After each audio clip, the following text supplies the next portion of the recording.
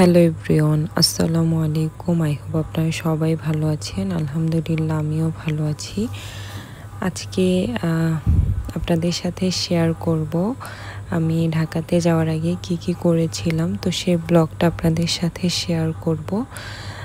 আপনারা ফার্স্টেই অনেক কিছু দেখতে পারলেন যে আমি অনেক কিছু এখানে আপনাদেরকে দেখাচ্ছিলাম। তো এগুলো আসলে মূলত আমার হাজব্যান্ড পাঠিয়েছিল ওর একটা চাচাতো ভাইকে দিয়ে। তো আমি যেহেতু মেডিকেল করার জন্য ঢাকাতে যাব, তো আমি যাতে আমাদের এইদিকে আসলে আমি ডাব খুঁজে পাচ্ছিলাম না, যার কারণে আমার হাজব্যান্ড ওইখান থেকে পাঠিয়েছে। আমি এখানে ভাইয়া যেহেতু এসেছিল, অনেক কিছু রান্নাবান্না করা হয়েছিল, আর এখানে আমি মাছ ভাজি করে নিচ্ছিলাম।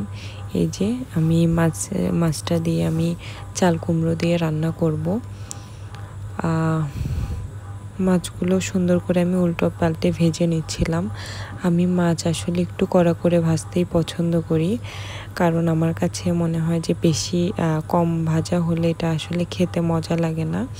আমার কাছে একটু ড্রাই হইলে এটা ভালো লাগে খেতে। তো এটা ছিল তেলাপিয়া মাছ। মাছটা মোটামুটি সাইজে খুব বেশি বড় ছিল না, মোটামুটি বড়ই ছিল, খুব বেশি বড় ছিল না। তো এখানে যেহেতু পেটি গাদা একসাথে পিচ করা ছিল, তো এটা একটু বড়, উল্টাতে গেলে সমস্যা হচ্ছিল। তো আমি ভাজাটা শেষ করে এখানে আমি তরকারিটা বসিয়ে দিব। ফার্স্টে আমি কড়াইতে তেল দিয়ে এখানে আমি পেঁয়াজ দিয়ে দিলাম।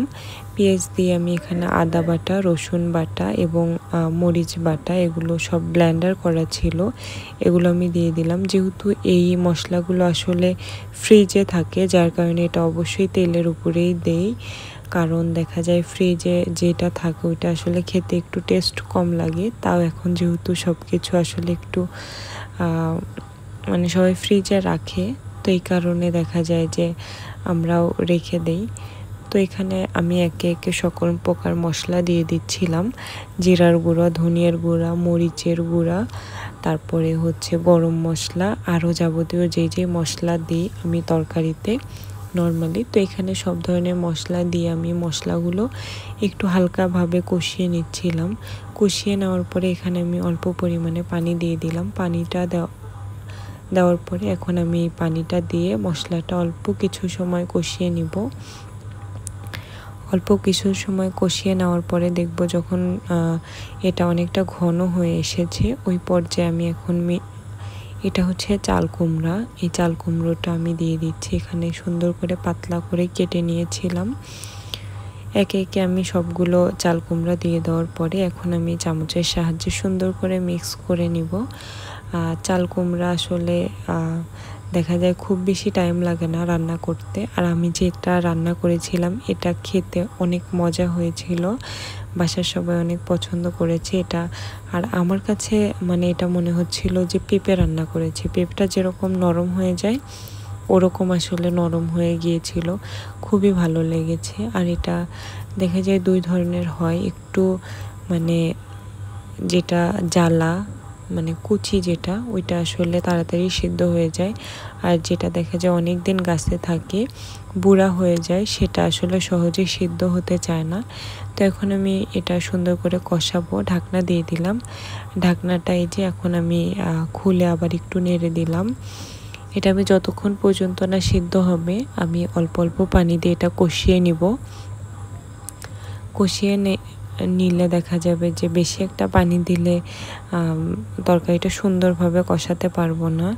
তো আস্তে আস্তে অল্প অল্প করে পানি দিয়ে নেড়ে নেড়ে আমি এভাবে যদি কষিয়ে নিই তাহলে ভালো হবে। তো আর আমি এই দিক দিয়ে আসছিলাম, দেখলাম যে যেহেতু রাইস কুকারে ভাতটা বসানো ছিল, ভাতটা দেখলাম আমি একটু দুধ খেয়ে নিলাম গ্লাসে, দেখলেন আপনারা, দুধ দিয়ে আমি একটি বিস্কিট দিয়ে খেয়ে নিলাম। এসে আমি আবার এখানে তরকারি দেখতে আসলাম যে কি অবস্থা। তো এই যে এখানে আমি এখন ঝোল দিয়ে দিয়েছি, ঝোল দিয়ে ঢাকনাটা দিয়ে দিয়েছি। আমি যেহেতু একটু কষিয়ে নিয়েছি অনেকটা টাইম, তো ঝোল দেওয়ার পরে আর বেশিটা সময় কষাতে হয়নি। তো এখানে আমি আস্তে আস্তে ভাজি করা মাছগুলো আস্তে আস্তে তরকারির মধ্যে দিয়ে দিচ্ছি একে একে। মাছগুলো আমি একটু ড্রাই করে ভেজেছি।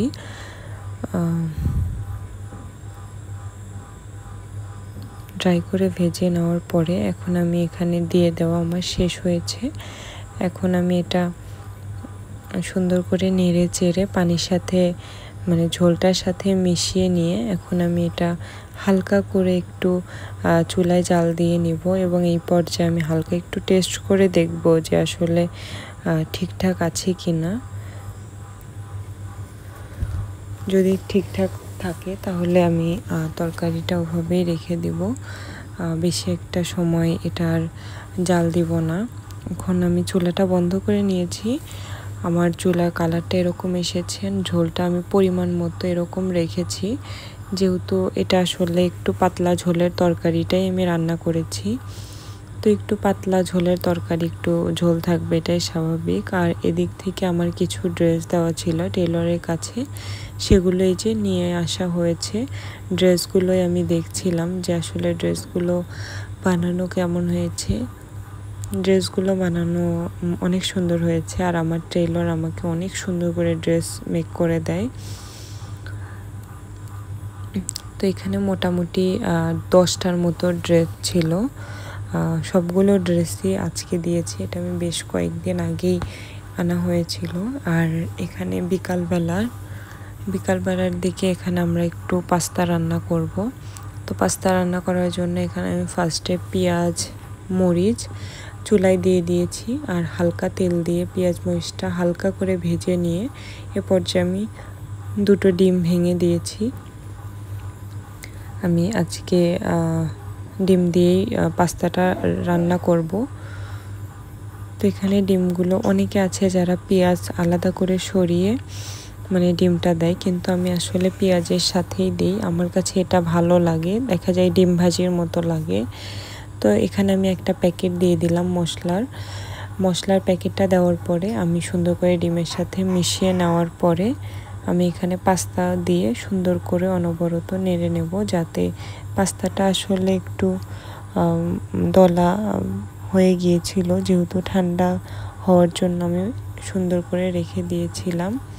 এখানে আমি চারদিকে ঘুরিয়ে ঘুরিয়ে মিলিয়ে নেব, যাতে এপাশ ওপাশ সুন্দর করে চারদিকে ডিমটা লেগে যায়। তো এই যে আপনারা দেখতে পাচ্ছেন আমি কড়াইতে সুন্দর করে আসলে ঘুরিয়ে ঘুরিয়ে দিয়ে নিচ্ছিলাম। আর এই পাস্তাটা আসলে অনেকভাবে রান্না করা যায়, এমনিতে ম্যাগি নুডলস মিক্স করে। আর আজকে আমি শুধু পাস্তাটাই রান্না করছি। আর এদিকে আমি আরও একটা প্যাকেট মশলা আমি একদম রান্নার লাস্ট পর্যায়ে দিয়ে দিলাম। অবশ্যই এটা লাস্টে অ্যাড করার চেষ্টা করবেন, তাহলে দেখা যাবে যে স্মেলটা খেতে বেশি মজা হবে। আর এটা যেহেতু আমি শুধুমাত্র ডিম দিয়ে রান্না করছি, যেগুলো দেখা যায় আসলে মাংস দিয়ে রান্না করা হয় ওগুলোতে দেখা যায় এমনিতেই মশলার পরিমাণটা আমরা দিয়ে থাকি একটু বেশি বেশি। তো এটা তো অত বেশি সমস্যা হয় না আগে পরে মশলা দিলে, কিন্তু এটাতে একটু মশলাটা পরে দিলেই ভালো হয়। আর এটা অবশ্যই লাস্টের দিকে চুলাটা একদম একটু লো ফ্লেমে দিয়ে রাখবেন। চুলাটা একদম লো ফ্লেমে দিলে আস্তে আস্তে হবে, আর নয়তো পুড়ে যাওয়ার একটা চান্সেস থাকবে। তো এই যে আমার রান্না এরকম শেষ, কালারটা এরকম এসেছে। আর এটা এখন আমি সার্ভ করব বাটিতে। তো আমি এখানে একটা বাটি নিয়ে আসলাম, বাটি নিয়ে এসে আমি এখানে অল্প কিছুটা বেড়ে নিব, আমি এটাতে খাবো। তো আপনাদের সাথে শেয়ার করলাম আমার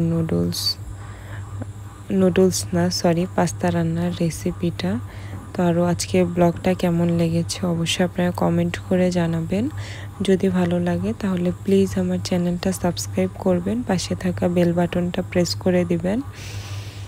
সবাইকে ধন্যবাদ ভিডিওটা দেখার জন্য। আল্লাহ হাফেজ।